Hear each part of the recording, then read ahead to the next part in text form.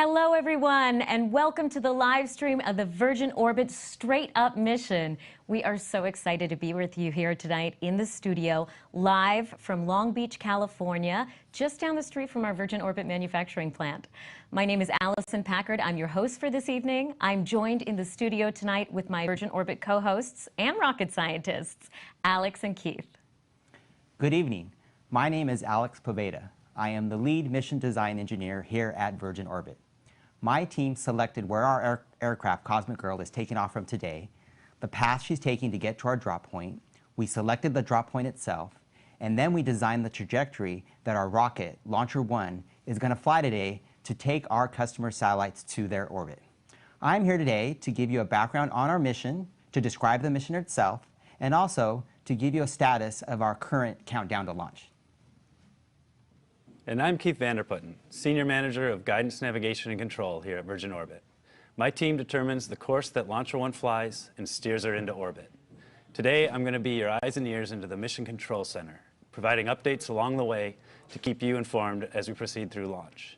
So far, as a quick update, we are disconnecting from all of our ground systems from LauncherOne and prepping to taxi. So with that, let's go back to Allison in the studio. Thank you so much, Keith. Now, I wanted to share with you a little bit about our purpose. Here at Virgin Orbit, we're on a mission to provide access to space in order to help improve life on Earth. Now, because of our unique air launch system, we're able to help small satellites get into orbit that help expand the potential of scientific research, education, climate observation, and business needs. And that all starts with our 747 airplane, Cosmic Girl. Alex, can you tell us a little bit more about the star of the hour? I sure can, yes. So our launch system actually consists of our aircraft, Cosmic Girl, and of our rocket, LauncherOne, and a set of trailers that we call our ground support trailers. We're going to put a little graphic up on the screen about our aircraft. So our aircraft is Cosmic Girl. She is a Boeing 747. She came to the Virgin family back in December of 2001. She has actually flown over 2 million passengers and has over 66,000 hours of flight. She's flown 1,000 plus more than 1,000 flights out of JFK. So she is destined to be one of our aircrafts here because of her name, Cosmic Girl, that she already had before we got her. Next is our rocket. Our rocket is called LauncherOne. It is a two-stage rocket, both stage 1 and stage 2. Our stage 1 engine is a Newton 3, is the name we gave it. It has a maximum thrust of 77,000 pounds, and then it's going to burn for 3 minutes today. Our stage 2 engine we have called Newton 4. So Newton 4 is going to have a maximum thrust of 5,000 pound force today. And it's going to burn for approximately 6 minutes.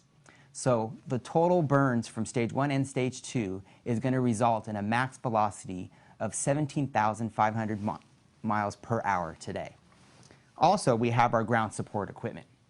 So these are a set of trailers that are mobile. It's part of what's unique about our system. So we have our aircraft, LauncherOne, and these trailers. First, the power trailer provides power to our rocket until it goes on its own. And then we have our fuel trailer that provides the fuel to the rocket, which it's already done its job today. We have a liquid nitrogen trailer that's keeping everything cool.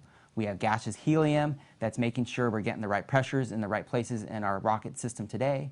We have the gas that's providing the various gases that our rocket needs for launch today. We also have gaseous nitrogen that's providing pressures in our rocket today. And then, of course, we have our liquid oxygen. We also have conditioning, which is making sure that our flight computer and other electronics on the rocket are staying at the right temperature. It can get pretty hot in Mojave and it can also get pretty cold. And then finally, we have our interface trailer, which helps facilitate all of our ground support equipment connecting to our rocket. Now, as Keith just mentioned, we're unhooking all of that because we're getting really close to taking off today. So we're going to show you some shots of the area and some video and little pictures and some video. So we'll be right back with some more.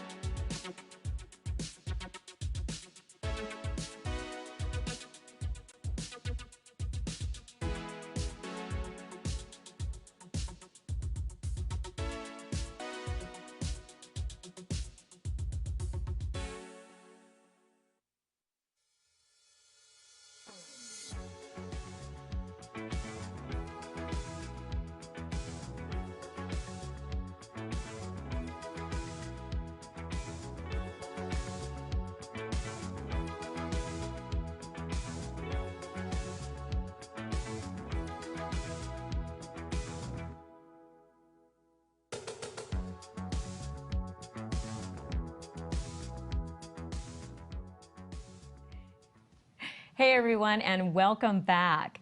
Alex, can you tell us a little bit about why we're launching at night this time? Sure, yes. So we're actually launching at night this time to practice.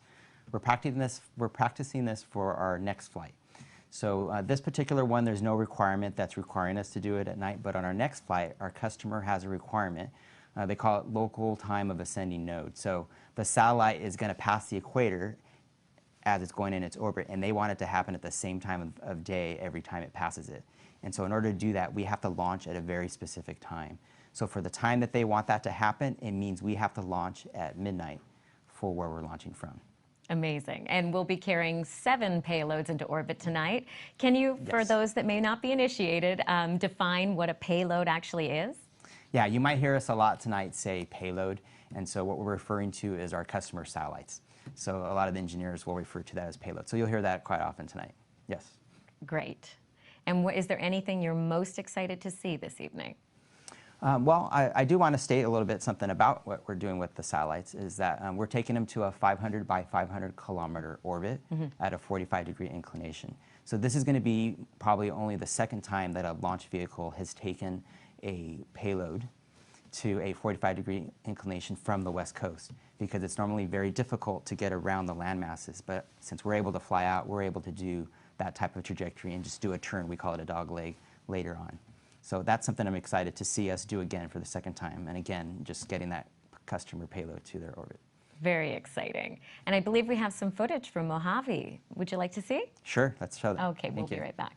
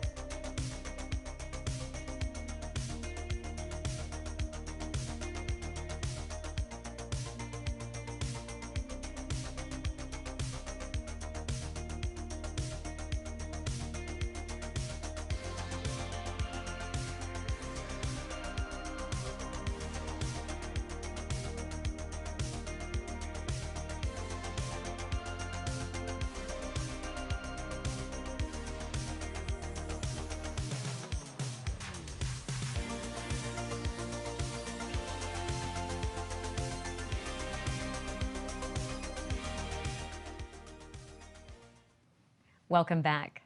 Coming up next, we have an interview with one of our Virgin Orbit customers. Please welcome Lieutenant Colonel Belts of the United States Space Force. Danielle, please take it away. Thanks so much. Hi, everyone. My name is Danielle Devoy, and I'm a Senior Mission Manager. With me today is Lieutenant Colonel Justin Belts, who is the Chief at the Small Launch and Targets Division. Welcome, sir. Hey, thanks, Danielle. Good to be with you. Sir, can you tell me a little bit about your role, please? Yeah, so I'm the Program Manager for the Rocket Systems Launch Program, which is the Space Force's small launch capability. And I lead about 85 folks of the Small Launch and Targets Division. We're part of Space Systems Command, which is one of the 3 basic building blocks of the Space Force called Field Commands. And our team is located at Kirtland Air Force Base in Albuquerque, New Mexico, and Hill Air Force Base just outside Salt Lake City, Utah. And our role is to put missions on orbit for the Space Force. Wonderful. Can you please tell me a little bit about how your team at RSLP and STP work together? We work very closely with the Space Test Program to design missions and then find the best launch solution. So the Space Test Program runs a forum called the Space Experiments Review Board, or SERB, And that forum brings a whole bunch of stakeholders within the Department of Defense together to pitch ideas for new experiments. And that forum decides which ones will get funded. As those experiments are kind of being built out, the Space Test Program packages them into individual launches, and then we work with them to find the right launch solution. It's cool. So how do you and STP decide which missions you're going to package together? Yeah, so really it's a function of which missions are ready at a given time. We tend to structure our missions about 1.5 to 2 years before flight. And so really it's a function of which payloads are going to need a launch about 18 to 24 months down the road. Great. So how does using an air launch system such as LauncherOne help you and the Space Force meet your goals? Thanks. Yeah, so Space Systems Command is very focused on delivering resilient and sustainable capabilities for the joint warfighter, and launch is a really big part of that. We're seeing a really good variety of systems come out of industry. There's new options in fixed site, flexible site, and air launch solutions like LauncherOne, and it gives us a tremendous amount of flexibility and resiliency. The Space Force doesn't really have a preference from among those three options, but we're really excited to see Virgin Orbit expand its capability to launch from new sites beyond Mojave. The motto for Virgin Orbit is opening space for good. Are there any aspects of the S-28 mission that you think really embrace that? Yeah, so we are really excited about the things that industry is bringing to the table. And in large part, that's about capability, but it takes really good company culture to drive those capabilities forward. And so Virgin Orbit's motto is a good example of that. In terms of the individual payloads, so all 7 of the payloads on this mission are important to us, but I think the Slingshot 1 payload that we'll be flying is a great example. So it's a partnership between the government, the Aerospace Corporation, and industry. It's a larger 12U CubeSat, and it uses a kind of a plug-and-play standard interface to have a number of experiments on the same CubeSat. And it's advancing technologies from artificial intelligence to cybersecurity, really just across the board shows what we can do when we're all working together. It's great. And 12U is one of the biggest satellites that we've launched yet on LauncherOne. Yeah, so another great payload on this mission is the Nachos 2 payload, and it's studying gases in the atmosphere to look at phenomena ranging from volcanic eruptions to climate change. So it's really interesting. So, sir, how do you see the partnership between Virgin Orbit National Systems, and the United States Space Force going forward in the future? Yeah, so we are excited to be launching with Virgin Orbit today. Virgin Orbit National Systems is one of our 11 providers on our small launch contracts. And they really won the first competition that we ran on our OSB-4 contract, which was deliberately set up to bring in a whole crop of innovative new launch providers. And today's launch will be the first in a series of 3 launches. So we look forward to successfully completing all 3 of those. Beyond that, we tend to compete our launches one at a time, and I expect Virgin Orbit will continue to be a strong competitor for those launches. We're definitely planning on it, sir. Well, thank you so much for your time, Lieutenant Colonel Belts. We're really happy to have you here. My pleasure. Thanks, Danielle. And back to you in the studio. Thank you so much. Stay tuned for more customer interviews coming up, but in the meantime, we polled our audience on Instagram and Twitter and asked what questions you had about our rocket launch. We're going to hear a few of those questions now. Alex, do you think you'd like to take a stab at the first question? Sure, yeah, let's do it. Okay, great. Our first question is coming from Cooper in Los Angeles, California. Why do we need more satellites? Why can't we just use the ones we already have? Hey, Cooper. So we want to put more satellites in space to make life better here on Earth. So newer, more advanced satellites could do things like maybe track a wildfire live, track the weather, track climate change, or provide faster internet, better communication. The new idea now is to send up cheaper, more advanced, smaller satellites into a low Earth orbit. They actually won't stay in that orbit very long. They'll enter in a few years, and then we can replace them as needed. But it's almost like, you know, keeping a cell phone for 10 or 15 years or getting a new cell phone like every 2 years. Amazing. I think I need a new cell phone. Well, thanks, Alex. Let's hear another question from our audience. And this time, let's have that answered by a special guest. My name is Rai. How does a big rocket fit on a plane? Hi, Rai. That's a good observation. Rockets don't usually fit on the aeroplanes we fly on. We had to do a lot of work on our Cosmic Girl aeroplane. We installed an underwing pylon so the rocket doesn't travel inside the plane but on the outside below its wing. And we give the rocket a ride to the sky. Then we release it, and then it turns its engine on, and then it flies to space at 17,500 miles an hour.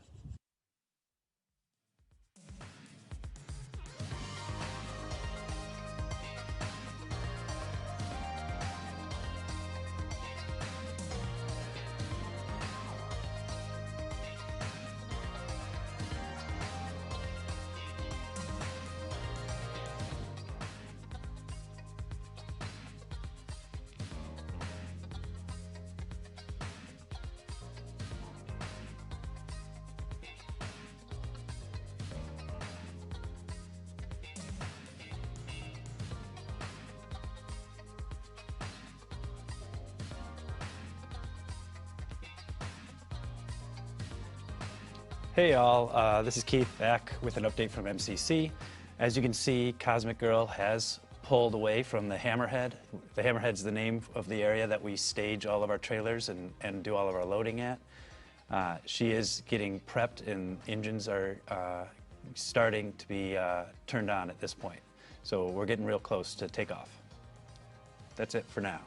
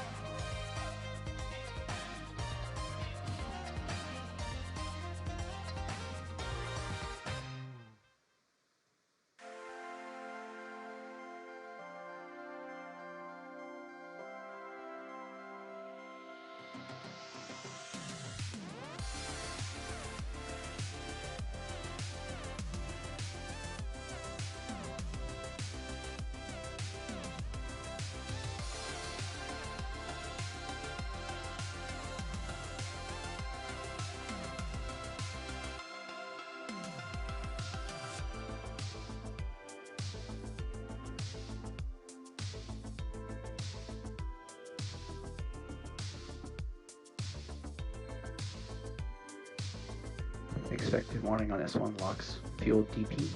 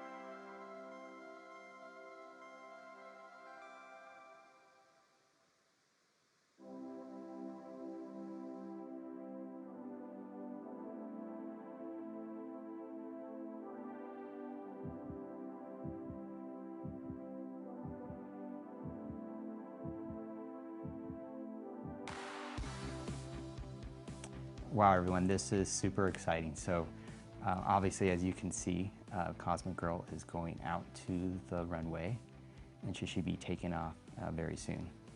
When we had that backside view, you could see her checking all the flaps. You can see her checking the tail flap, so that was super cool. So we're going to both watch and listen as she makes her way out.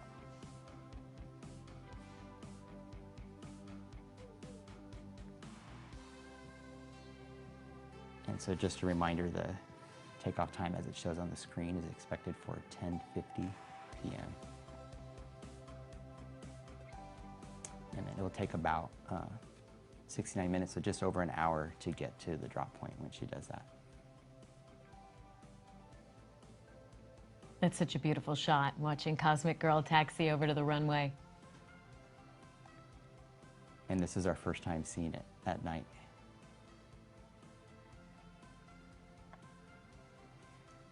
So just to tell you a little bit about what's going to happen once she is up in the air, there's a couple of things that I'm going to want you to listen for.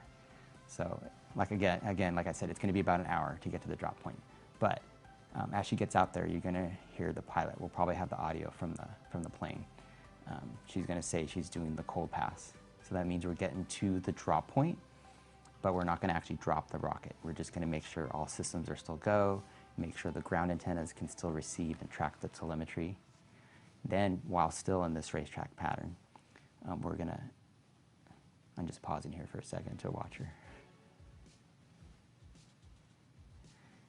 We're going to hear her say terminal count. Terminal count is like 15 minutes to drop. Okay, here we go. This is awesome.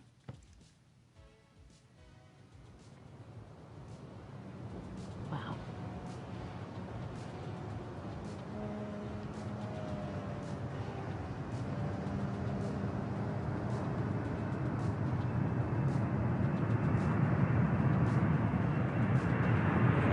Wheels up. So Cosmic Girl is taking off. We are on our way. All right, wow. Excellent. Awesome. Okay, so as I was saying, so it's about an hour to get to the drop point. And when she's out in that drop point, we're going to want to listen for what we call terminal count. That means we're 15 minutes, approximately 15 minutes away from dropping the rocket. That's where we're getting the stage 1 engine ready to start, going through a sequence of events to get that ready. And then you're going to hear a call from the crew for drop ready. And then drop ready mode lasts the maximum 90 seconds. So within those 90 seconds, we're going to drop the rocket and we'll hear release, release, release. So our plan is to have the audio from the aircraft on at that time so that we could hear that from the pilot.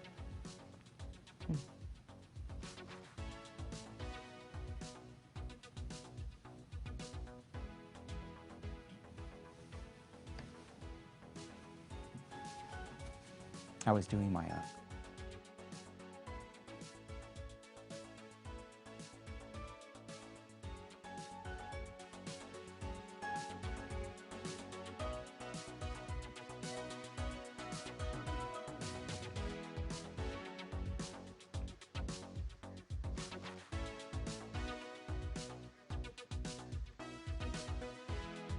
Operators, CU control room, health checks for terminal counter set. LCC evaluation will begin once Cosmic Girl is over water.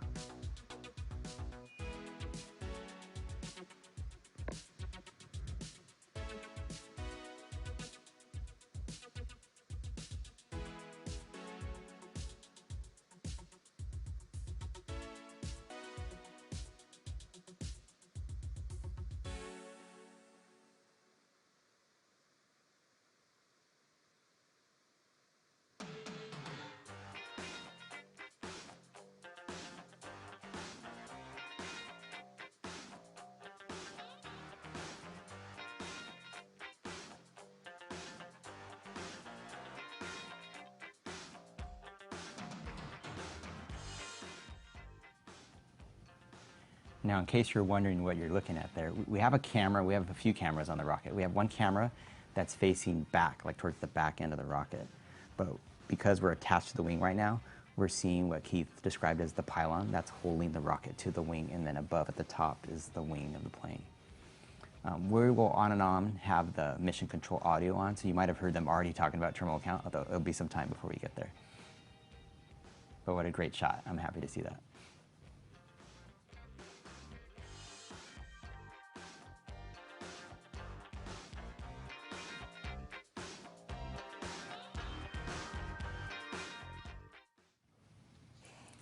All right, so now that our aircraft's up in the air, it's probably a good time to tell you what exactly is going on or what she's doing right now. So I'm going to describe the flight path that she's taking. So as we mentioned earlier, everything was at the Mojave Air and Spaceport. And so Cosmic Girl just took off from that runway out of Mojave Air and Spaceport. So she's going to fly a flight path that we've carefully coordinated with the FAA just because we have a loaded rocket attached. And then she's going to go into what we call a racetrack pattern. So in that racetrack pattern, she's going to first start off by going to the cold pass. That's where I mentioned we pass the drop point and just check everything out without dropping the rocket. But then we'll go to that drop point again, and it's called the hot pass. And that's where we'll actually drop LauncherOne. And so that's what we're heading our way down to do right now, so super exciting. Before we do that last turn on the last pass, we'll go into terminal count, so you'll hear that, so listen for that, and then we'll go to the drop ready. As soon as that rocket drops, there's a little bit of a delay before it ignites. Cosmic Girl will bank a quick right turn, and then she'll return to Mojave pretty much at the same path that she came out from. So let's now switch over and tell you a little bit about our pilots. Allison? Absolutely. So we actually have 2 pilots aboard Cosmic Girl this evening. Our chief pilot is Eric Bippard. Eric has been flying since 1986. He's logged over 4,800 flight hours and over 1,000 flight test hours. If you want to play along at home, his call sign is Bip. And in the second seat, we have Matthew Stanny Stannard, who is the Royal Air Force test pilot on loan to us this evening. He's been flying since 2006, has over 3,000 flight hours and over 200 flight test hours. His title is Flight Lieutenant.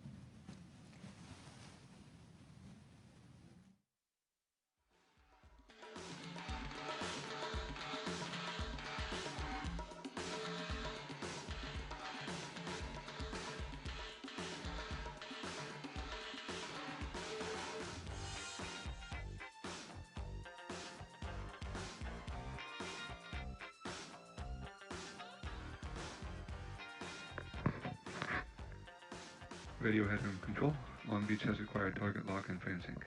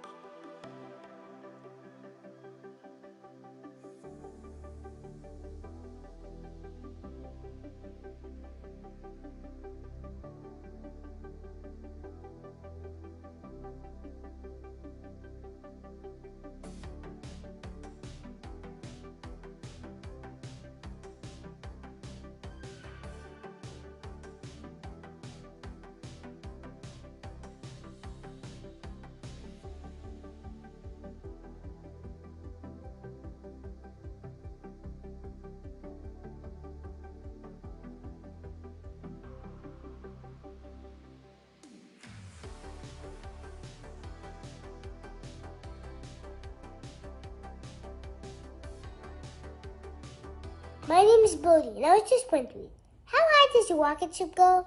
Well, that's a great question, Bodie. Our LauncherOne rockets fly to our planet's orbit. It can go up, up, up, as high as 745 miles from where you are now.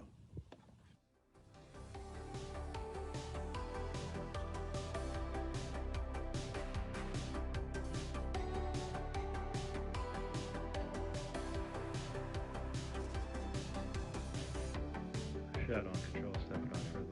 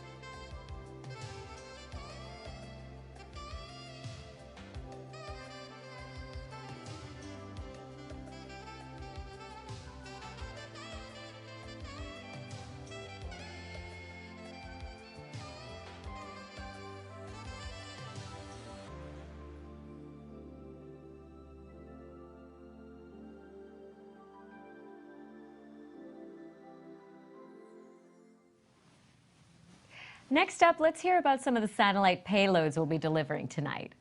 First up, we have Gunsmoke L, which will produce 2 tactical space shuttle support vehicles, which will aid in all phases of Joint Force operations. Second, we have Modular ISR Satellite, a program intended to demonstrate responsive multi-mission CubeSat capabilities. The MIRSB CubeSats are the second in a series of missions to demonstrate various capabilities and mission effectiveness. And third, we have Slingshot 1, which is a program developed by the Aerospace Corporation to use a commercial 12U CubeSat as a demonstration platform for the use of new modular technologies to speed up system development, allowing for faster information. Now, we'll get back to some of the more payloads in a minute, but let's dive back into what inquiring minds want to know. Our next audience question is from Haley in Pacoima, California. My name is Haley. My question is, when you send rovers up into space, how do you keep them from floating away forever? Wonderful question. Well, Earth is a lot bigger than our satellites, so its gravity has a strong pull on them, and that is why they don't fly away forever.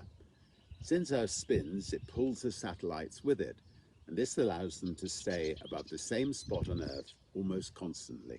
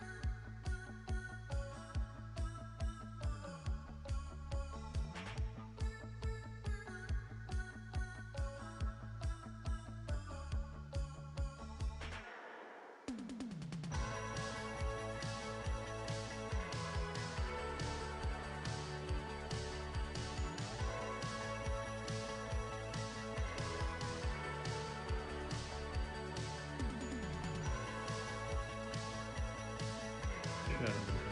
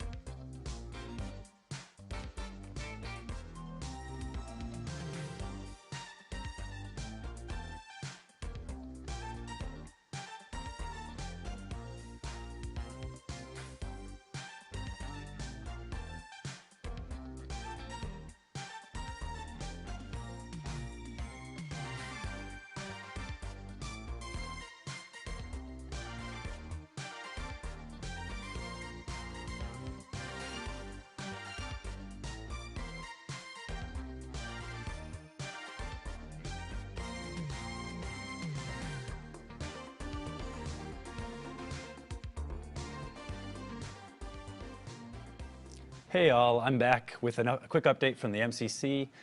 We are currently reviewing all the data from LauncherOne, and the operators are judging it and assessing for stepping into terminal count. So that's going to be going on for a little while now while we proceed and approach that gate. So with that, let's take a look at some of the data the operators are reviewing by taking a look at our data GUI. So as you see across the top, we do have the LauncherOne vehicle. We have stage 1 on the left and stage 2 on the right. All the tanks are fully fueled and loaded up as we expect for being in flight. What you see next is our Newton 3 aux pump temperature.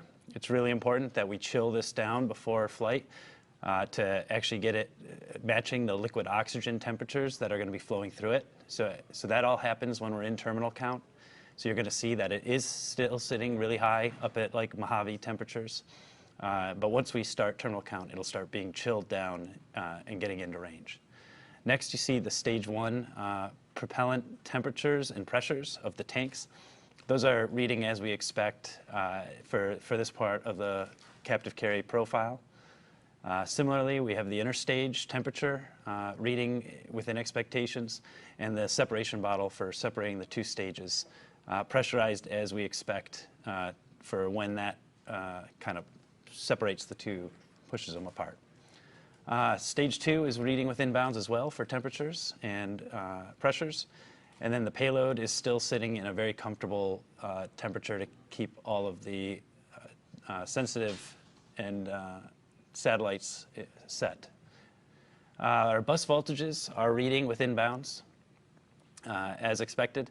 And Cosmic Girl is up at that 30,000 feet flight level, cruising along. The pallets are pressurized or loaded still, and the pylon is properly pressurized, holding LauncherOne attached as expected. So with that, we will take a quick break.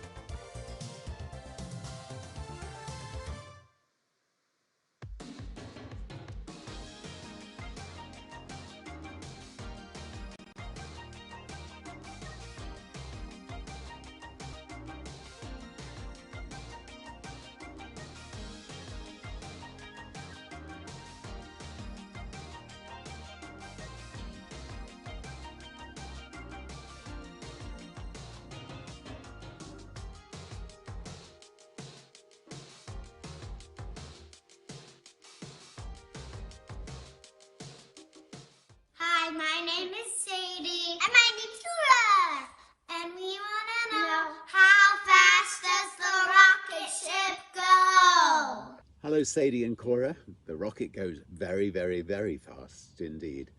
Its maximum speed is 17,500 miles per hour, or 28,163 kilometers per hour. It must go this fast, otherwise it gets pulled back to Earth by gravity.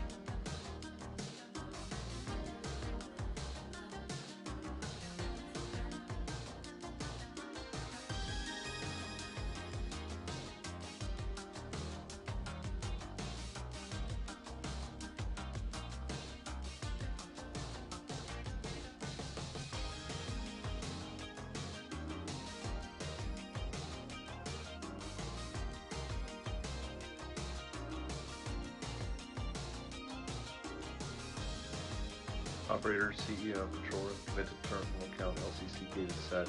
Begin evaluating your LCCs. Polling will occur prior to the cold pass and the drop point. Please come to RPG within the next 10 minutes.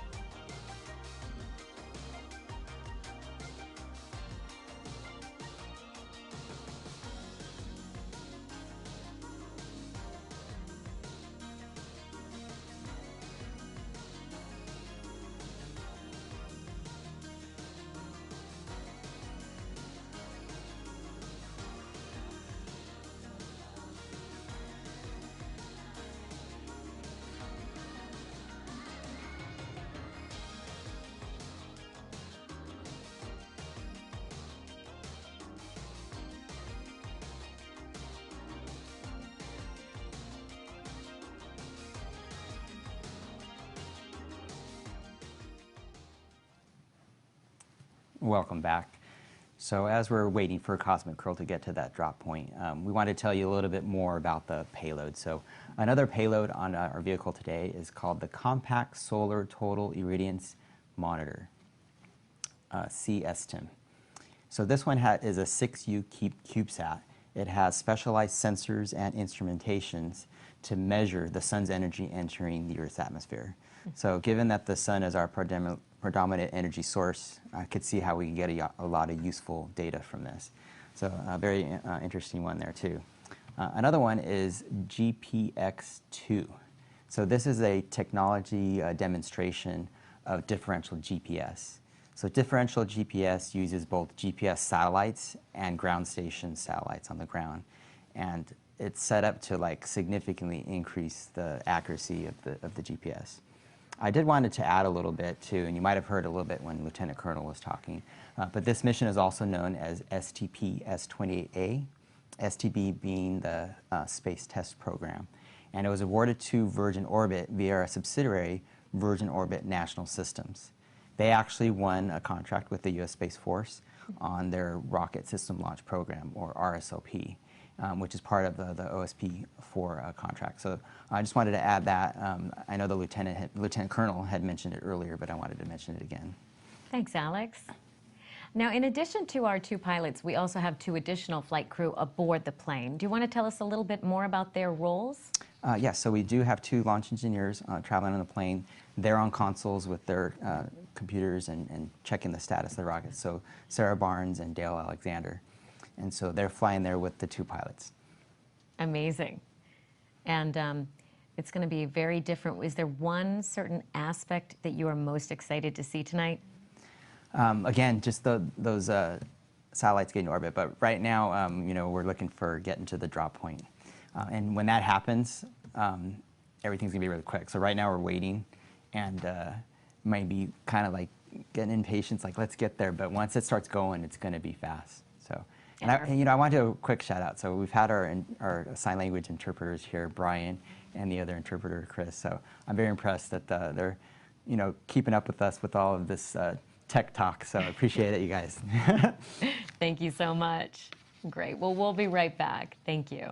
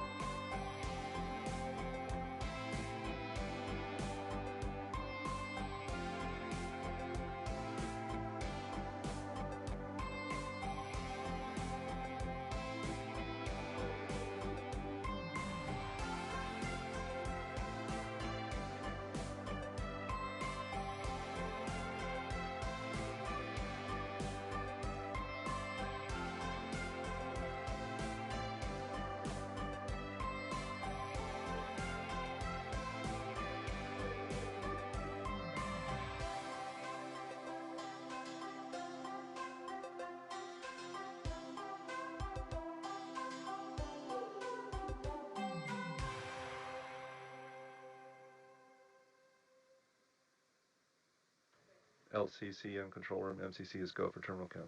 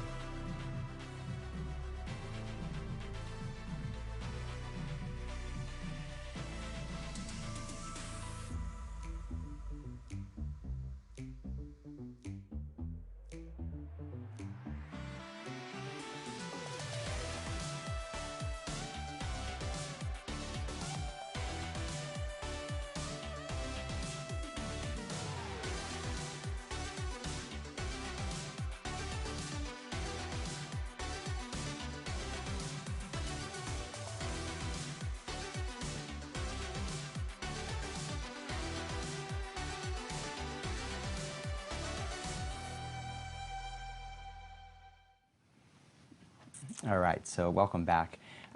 We had some cool shots there of the pylon and the rocket again, and we very quickly saw a little animation of where our aircraft currently is, so we should have that back up again. I want to tell you a little bit more about a couple more of our payloads that we have tonight, or our satellites. So another one is called Nachos 2. You would have heard the Lieutenant Colonel mention that one.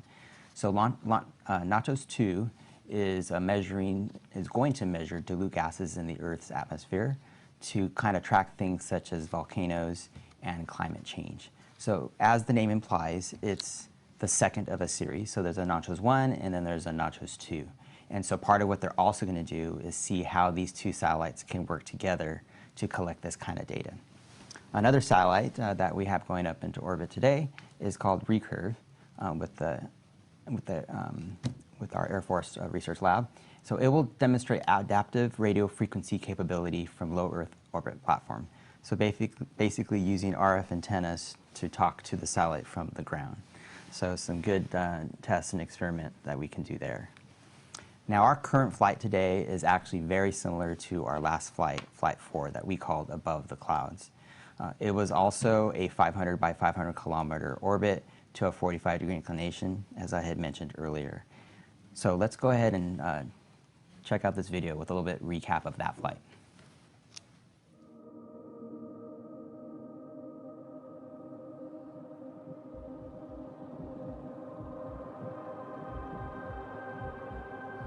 The morning of is an interesting thing.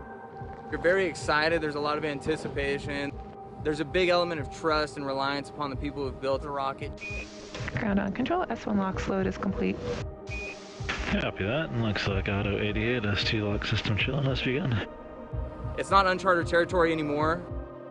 We know what we're doing, we've done this before, we're getting confident, we feel good. Your imagination kind of stops, you go into muscle memory, and then you deliver. LD comms check the plane, Honeywell. Good morning, you ready to launch a rocket today? Ready to launch a rocket today. I got the update from Chase. They're in the racetrack. Clouds are from 30,000 feet up to 34,000 feet, all through the racetrack. It's a solid cloud deck. Forward base, LE1, are you going for takeoff? Forward base, LE1, clouds and girls, airborne. Copy, airborne. Forward base, closing 01, we are in clouds at 17,000 with a hold G into 17,000. Be aware there are multiple layers of clouds out here. We're in the clear at the moment. I expect to go back into it in the racetrack. 5, 4, 3, 2, 1. Terminal count initiated. Cosmic L, accelerating. Forward base, LE2, rocket is on internal power. Vehicles in drop ready mode. Copy, drop ready. Release, release, release.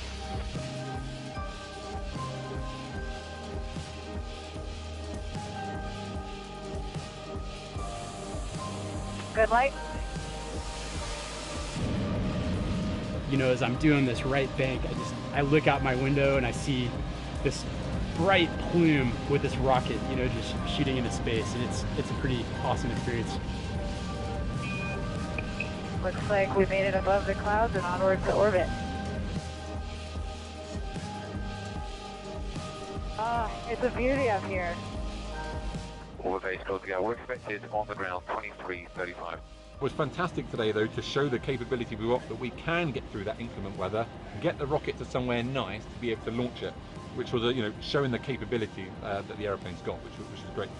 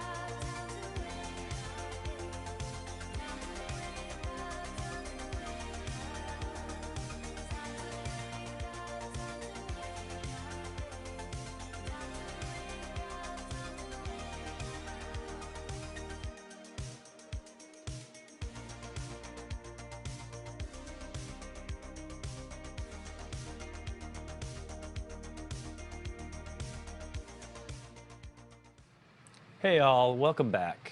I do have some updates from the MCC and Cosmic Girl.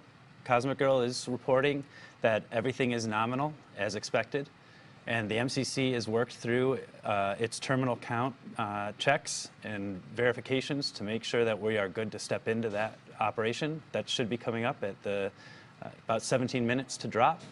That will step into terminal count. And then additionally, we have gotten verification that we are receiving telemetry from our Long Beach headquarters, which we transmit to as we get closer to the drop point. So that's all going forward nominally and as expected.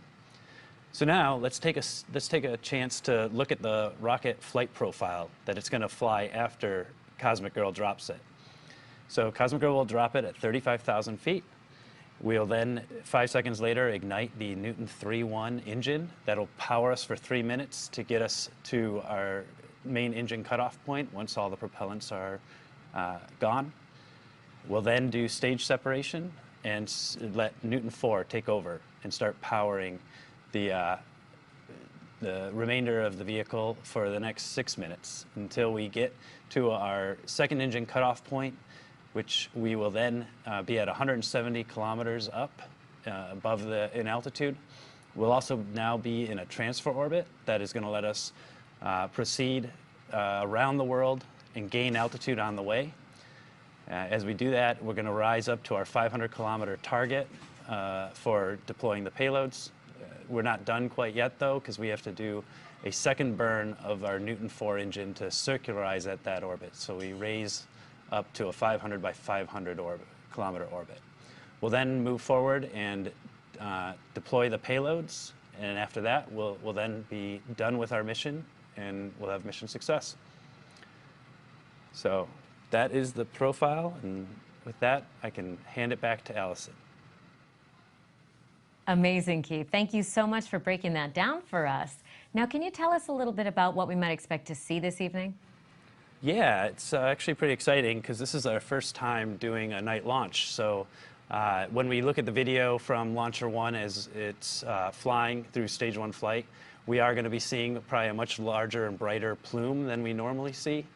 We're also, as we get higher up in altitude, we'll probably start seeing the lights of Los Angeles in the distance. And I do believe that if you're on the beach in the Southern California area, you may be able to see us flying out in the distance, low on the horizon. So if you see an unexpected mark in the sky, that just might be Virgin Orbit tonight. But make a wish anyway. Well, this is very exciting. We're getting really close to drop right now, so we'll be back in a few moments.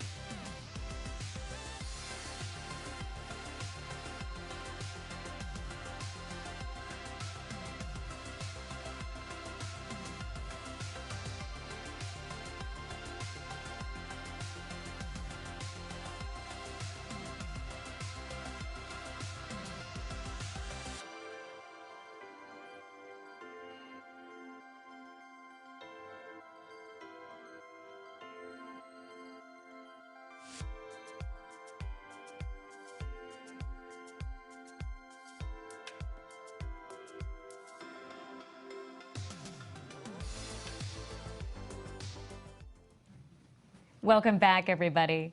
Now, you may be wondering why we've named our missions Straight Up. Well, that's because here at Virgin, we name each of our missions after a hit album from Virgin Records. Our first commercial launch was Tubular Bells, named after Mike Oldfield's 1973 debut album, which was also the very first release on Virgin Records. And then our second commercial release was Above the Clouds, which was named after the 1998 Gangstar album. Now this time we are paying homage to American singer Paula Abdul and her breakthrough hit, Straight Up, from her album Forever Your Girl. Yes, all right. Hey, baby. Okay, all right. I promise no karaoke in the studio, but after the live stream, it's go time.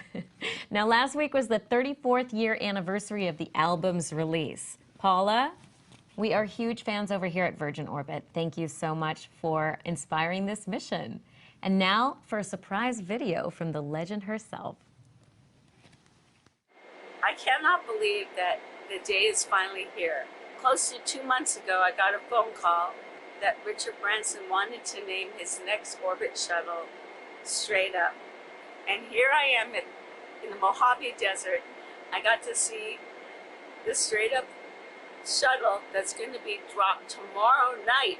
It's the first ever evening flight, and it's going to be, if you're by the ocean, between 10:45 to 11:45, you will probably see it. I can't believe it. It's called Straight Up, Straight Up, Straight Up. Oh my God, I'm freaking right now, and I'm here just seeing all these geniuses do what they do best, and my hat goes off to them. It's fascinating what I've learned so far, and let's go take a look. Let's go take a look at the Straight Up orbit shuttle.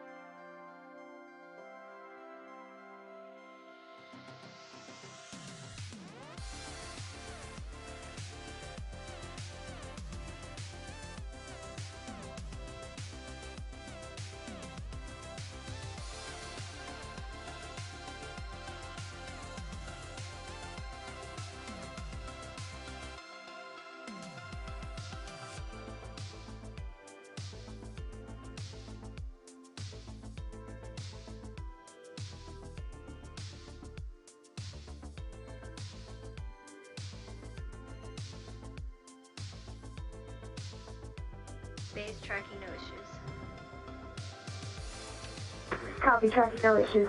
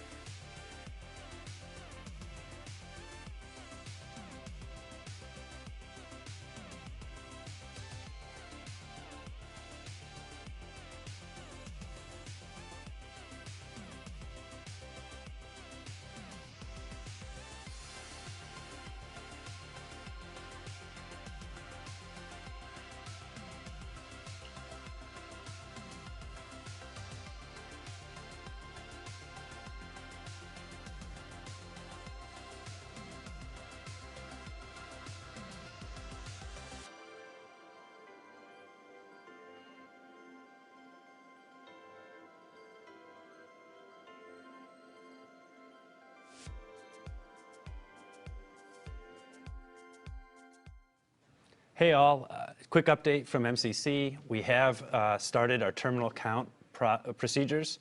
These are basically what we run to cool down the engines and prep them for actual launch. So everything's moving forward, and we're proceeding nominally and as expected. So with that, we'll go back to video.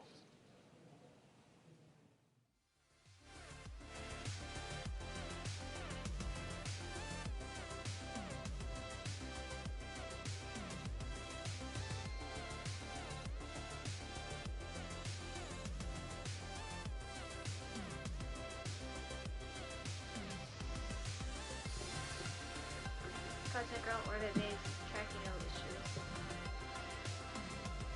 issues. Copy, tracking no issues.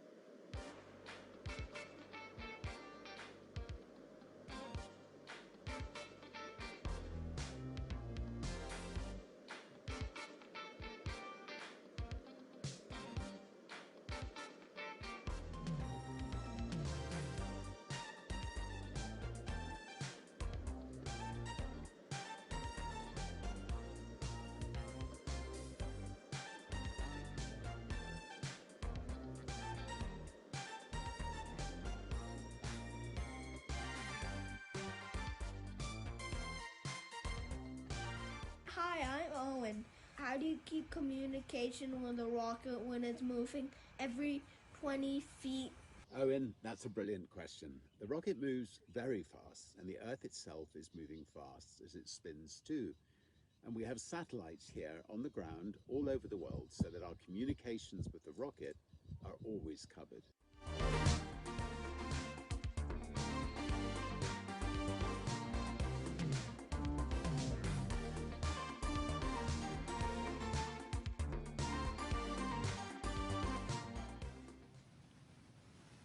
Okay, so a lot of exciting things have been going on in the last few minutes. So you kind of tell from that graphic that it's in that racetrack pattern.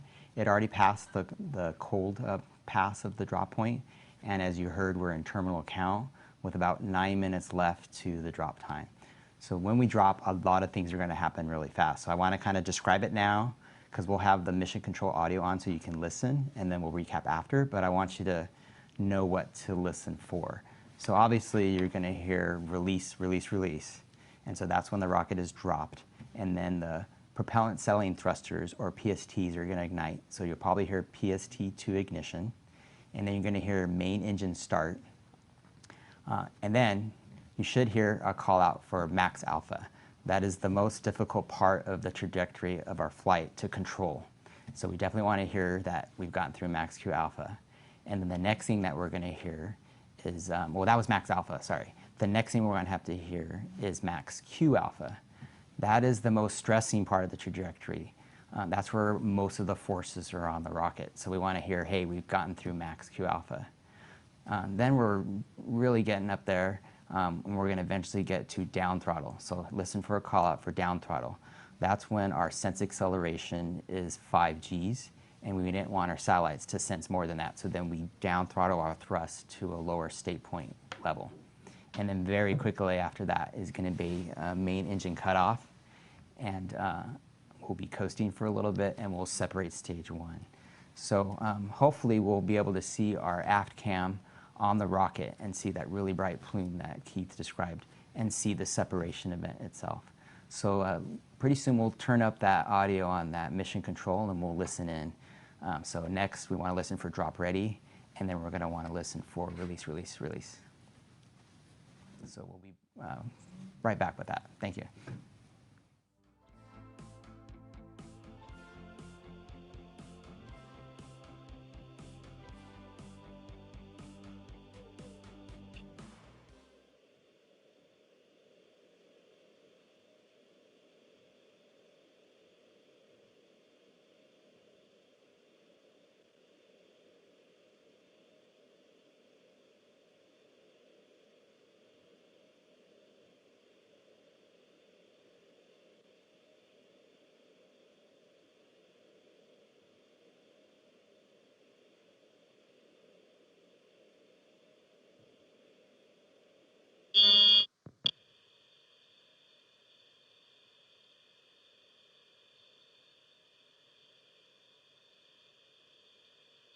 Cosmic Girl orbit base tracking no issues.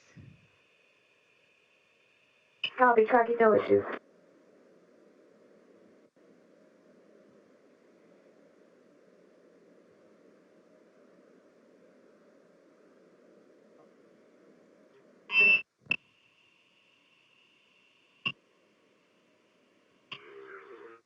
Orbit base, Cosmic Girls rolling out, inbound turn, hot pass. Base copies, inbound hot pass.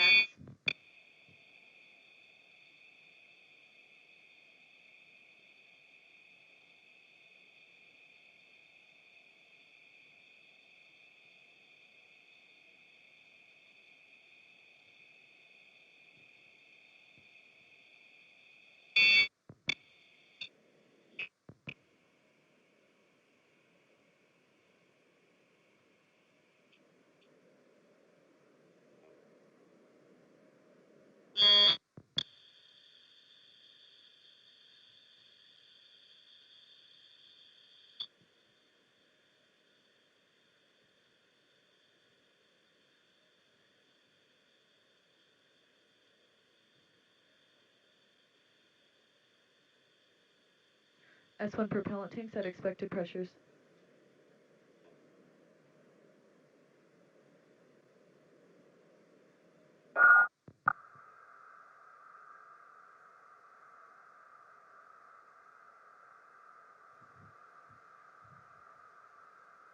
Cosmic Girl orbit base, the S1 tanks are at expected pressures.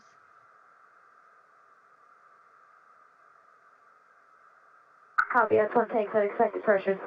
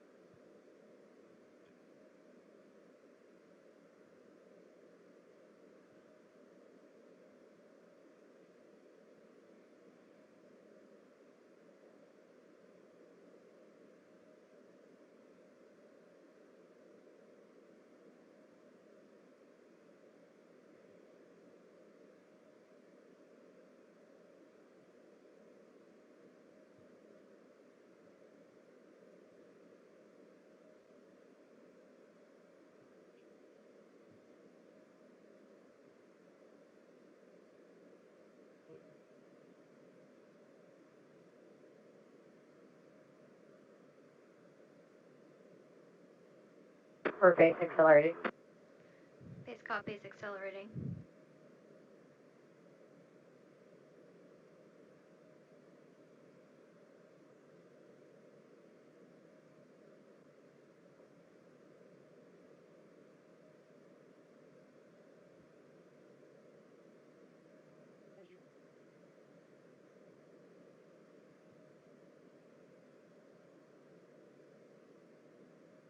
Battery power is enabled.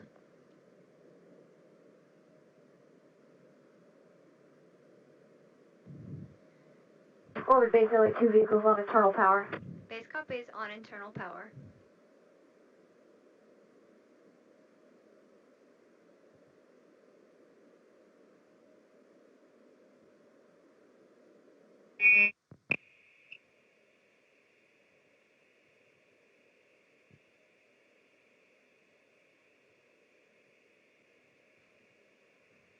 Orbit base, LE2, aircraft S-band and AFSS confirmed go. Base copies confirm go.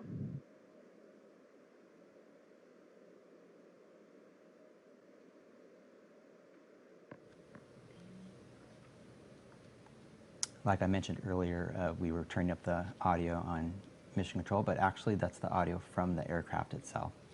So you've been hearing the voices of Sarah Barnes and Dale Alexander. And I've heard the pilot. Engine chill nominal.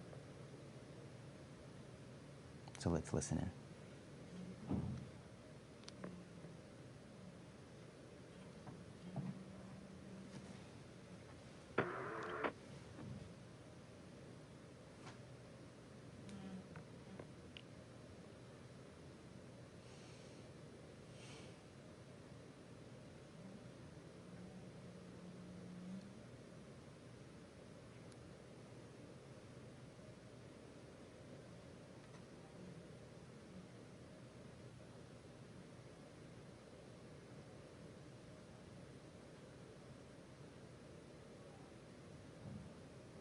Newton 4 engine till nominal.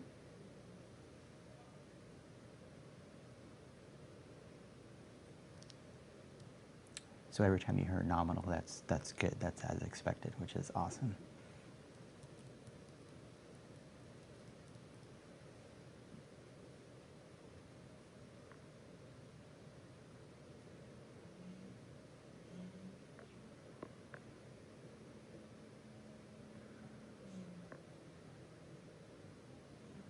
LV, radio head on control room. S-band lock acquired in Long Beach. Copy, S-band lock acquired in Long Beach. Hey, good news there. So our antenna on our Long Beach antenna has reacquired lock.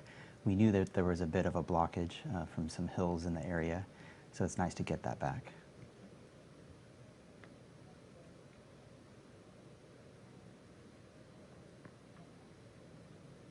Having that telemetry is what allows us to get this video, for example, the one right here showing them. Our base vehicle is in drop ready mode.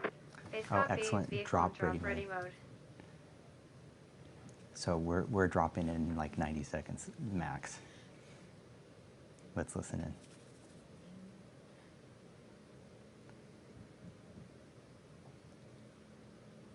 Well,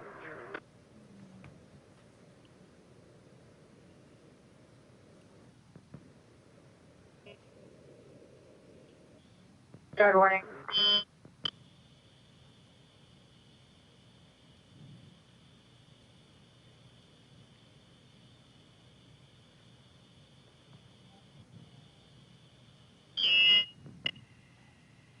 Release, release, release. Yes. Confirmed release. Base copies. Switched Good light. Saldita to S-band from Base Long Beach. copies, good light. PST's ignited. Newton 3 startup complete. She's saying it, we sent it. Or LauncherOne's going straight up to space. Base copies, well done. Incredible job, Elise.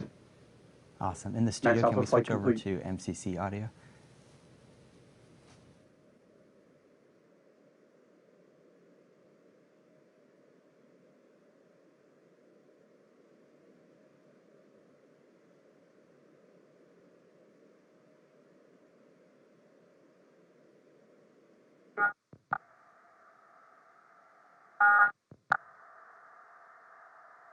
Stage 1 burn nominal.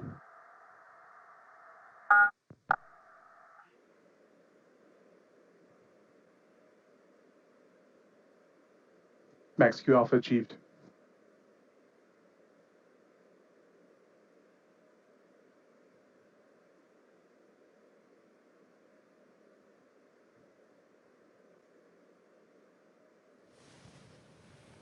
All right, so we kind of switched between the plane audio and then the mission control, but I heard the call out for Max Q Alpha. So that is a huge milestone during stage 1. I also heard a call out for propulsion being nominal. So that is fantastic, and what I can see on the video looks great. Stage 1 PU nominal, halfway through burn. Okay, so I just heard halfway through burn and still continuing nominal, so that's all as expected. This is fantastic.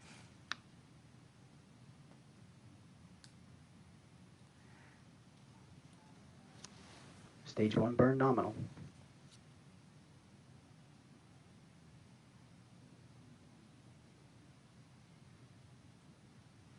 So we're waiting to hear next is going to be down throttle. Stage 1 trajectory nominal. And main engine cutoff. And now that was a call out from our guidance navigation and control engineer that GNC was nominal as well. So nominal propulsion, nominal guidance navigation and control.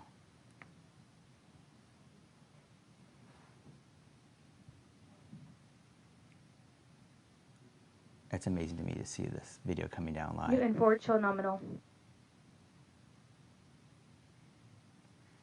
That was a call out that stage 2 chill is nominal because that will ignite as soon as, well, closely after stage 1 burns out. If you recall, I said stage 1 will burn for approximately 3 minutes, and we're currently on a 2-minute and 30-second count. Stage 1 throttle down commanded. Okay, so there was down throttle. S-band lock for Baja TM, data confirmed. And we're definitely getting higher in the sky. Newton 3 that's why shutdown confirmed. Engine shutdown Stage confirmed. 7 brake wire Excellent. is broken. Okay, stage 1 has separated. Newton 4 startup complete. Okay, so that was a call out that Newton 4, stage 2 has ignited. Fantastic. Switch to S-band from Baja. So now what you just heard is our antenna that's in Baja, California, is now what's picking up the telemetry data. Long Beach also can still see it, but Baja is going to be the one that sees it longer, so they switched over to it. Fairing brake wire is broken. Okay, I was about to say we're listening for fairing SEP, and there goes the fairing. So as expected. This is excellent. This is awesome.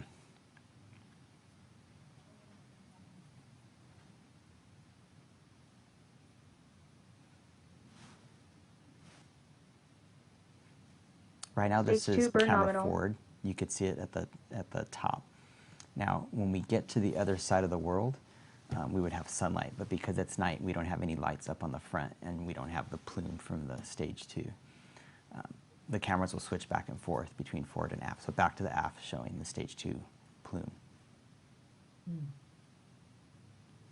Yeah, if you just look at the top, it says, for example, camera aft. That means it's looking at the back end. So if you see it switch to forward, it's looking forward.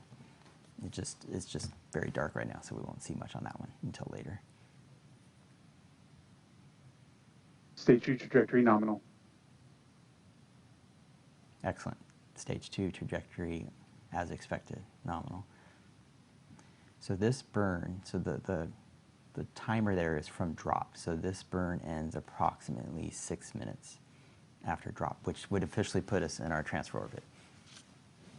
You'll hear a call out for second engine cutoff, number 1.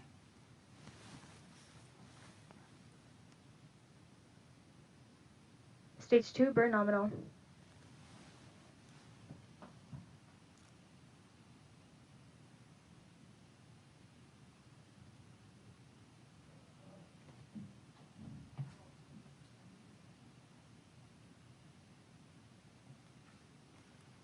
Yeah, take a look on the left-hand side there. We have rocket, we have speed, we've got altitude going up, up, and up.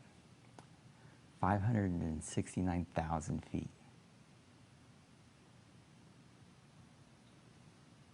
What, 10,000 or so? Stage 2 PU nominal, halfway through burn. Okay, trajectory still nominal, halfway through burn.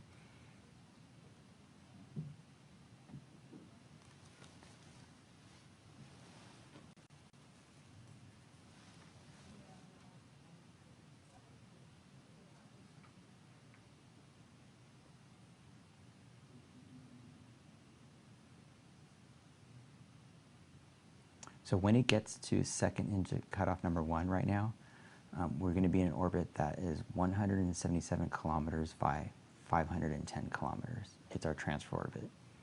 And then we're going to coast for about 45 minutes to get to that higher Stage 2 burn altitude. nominal, 2 minutes until SECO. All right, I kind of talked over it a little bit, but continue to be nominal. And they called out, I believe, 2 minutes until second engine cutoff, or SECO.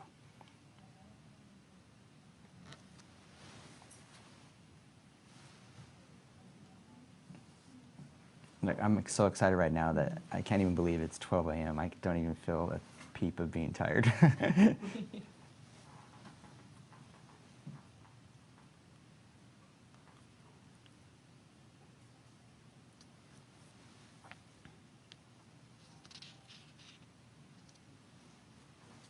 And our speed is increasing quite a bit. Yes. Oh, yeah. And the altitude.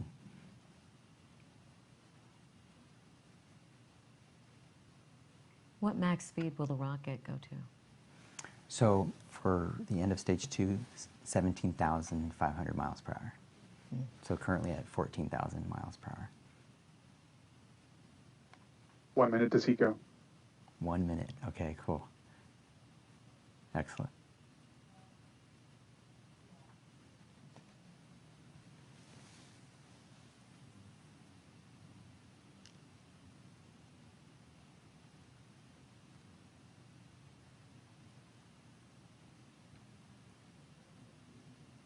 Now, when 30 seconds to SECO. Okay, I'm just going to listen in. AFSS mission rule satisfied.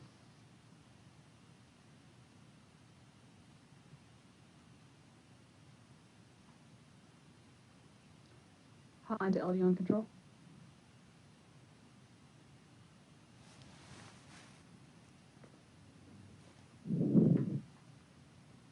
Newton 4 shutdown confirmed. Excellent. Hotline to LD on control. Go ahead. Permission to release the airspace since we've satisfied all AFSS requirements. Permission granted. Copy, thank you. Excellent. So what we just heard was that second engine successfully shut down. That means the guidance navigation control determined that it had reached the transfer orbit and shut down the engine. We will very quickly right now go out of view of the Baja antenna, and then we'll be black in terms of telemetry coverage or videos. Barbecue roll started. Or anything like that. You might have heard Keith describe the barbecue roll in his descriptions trajectory, so that's what it's doing now. So it's going to start rotating the rocket very slowly with an orientation such that when it gets on the other side of the world and the sun's hitting it, it's going to be perpendicular to it, and then we're just going to try and balance the temperature on the rocket. So very exciting. So we've officially reached our transfer orbit. I'll see if I can get some details about the orbit.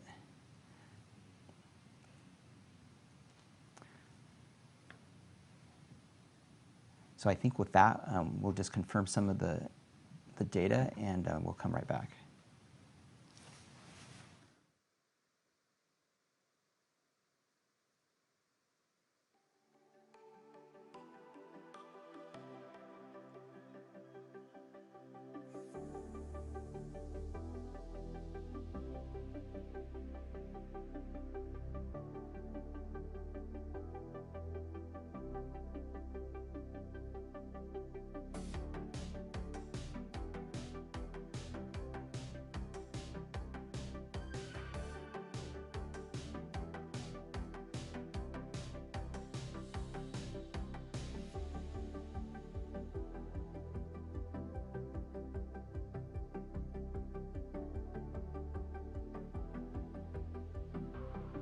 So you have control and stepping off for 5 minutes.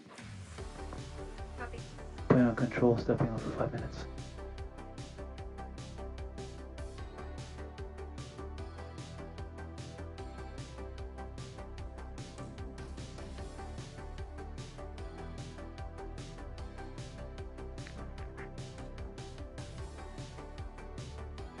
Expected velocity of S-band signal from Baja.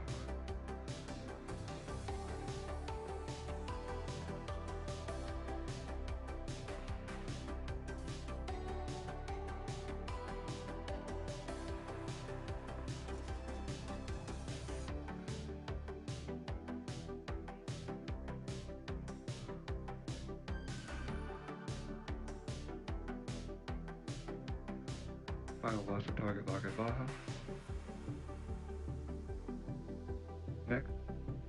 Next expected target acquisition at Heart of Eastdock.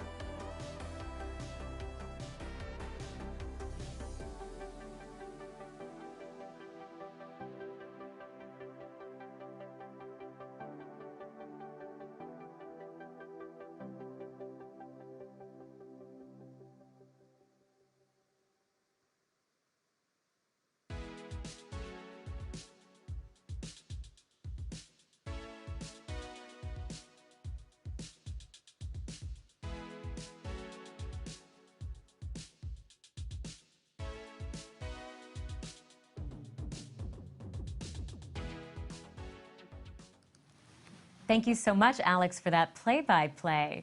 Now, here at Virgin Orbit, our first mantra is do no harm, which is why our recycled and repurposed 747 Cosmic Girl prevents the need to build out new launch pads, and instead we can launch from any runway at any time. And because we launch in the air, we emit 90% less carbon onto the ground area as compared to ground launches. And the small satellites we launch help monitor things like climate change and study the Earth, helping to further our mission to open space for good. So to put things in perspective, Virgin Orbit's total impact in 1 year is still less than 1 hour's worth of flights out of LAX. That really gives you perspective on that. Next up, Virgin Orbit branches into new territory as we prepare for our first international launch. We'll be launching out of Cornwall, and this will be the first ever orbital launch out of the United Kingdom. So it's going to be very exciting. We'll be back with you in just a minute.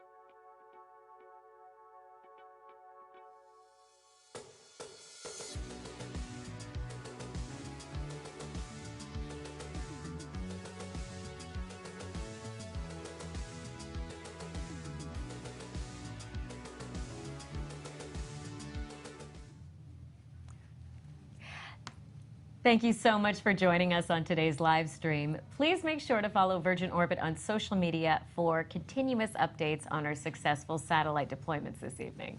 We're at Virgin Orbit on Twitter and at virgin.orbit on Instagram. Excellent. So just one other note, we officially made it to our transfer orbit, but we're not done yet. So we actually have to get to the target orbit to deploy our customer satellite.